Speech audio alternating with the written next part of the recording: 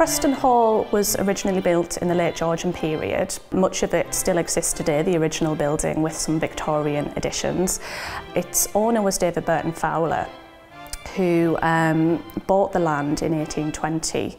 So it's likely that he may have known about the conversations that were happening around the railway.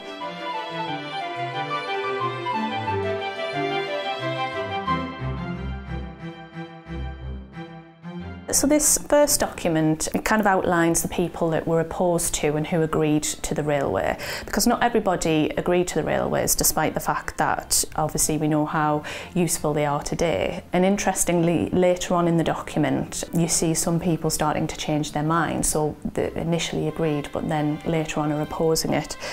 And it's also interesting to note that the people who opposed it the most are those that have the biggest pieces of land and have the most wealth. So they thought that it would cause much disruption to them. So this is a painting which shows the very early days of the S&DR. You can see an engine there pulling along some coal wagons along Stockton Bridge, which is in Darlington. And just behind that you can see a passenger service, which was a horse-drawn service, so they were still using the line as well. It's quite a contrast to the more famous Dobbin painting, which showed the opening of the S&DR.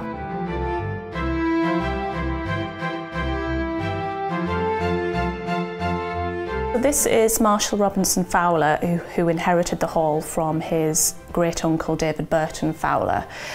We know that from the reports at the time that Marshal wasn't as keen on the railway, and we know that he'd had made some complaints, particularly about the trees that lined the estate and the damage that locomotion might do to those as it was travelling past every single day.